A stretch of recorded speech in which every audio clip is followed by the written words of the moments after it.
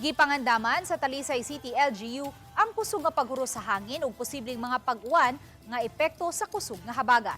Si Femari dumabok sa report.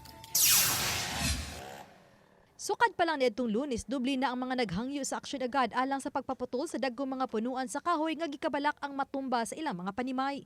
Subay niini gipaybaw ni Gary Tugunon, pangulo sa aksyon agad team, nga ilang gipaspasan ang pangpamutol sa mga kahoy nga mga laya na o gikahadlokang matumba.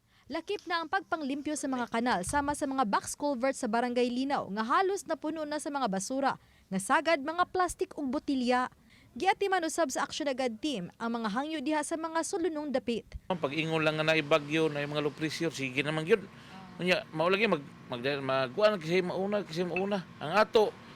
Ang mauna mo gyud maatong unahon pero katog yung naidlikado na gyud kayo nga labi na nagharag na gyud mo gyud to lain na to. Team na to sa disilting sige panglimpyo sa highway, Bulacau, Linaw o kining mitang mga barangay kay sige sa request yung mga barangay ron kay ang ila sa mga drainage lagi daghan gyud kayo mga nakabara labi ng mga batuluter, piting mga plastik. Niadtong Martes pa lang nagtigom na ang Talisay City RRMO sa ilang pagpangandam sa posibleng kabati sa panahon dala sa gipakusgang habagat tungod sa bagyong Inday. Wa mo ginakita nga direct impact sa kanang super typhoon na Inday, ang ato lang is the uwan og ang hangin, ang storm surge kay diri man siya gagikan sa ato ang east nga side. So ang atong water assets, of course atong gi-ready no natin mga water assets no ang ato ang mga personnel. Gibisuhan na usab sa mga barangay ang mga mananaga sa di na pagpanagat ilabi na karon nga sugod na ang pagbawd.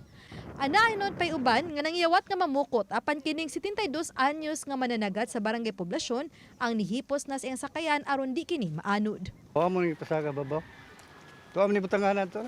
Ay balhin pa rin gini. Oy, balhin mo na mo basta magtaop. Kamo kuya mga ano ron. Maabtan pagyapon ni. Abot ni dire. Mabot ni dire. Tubig.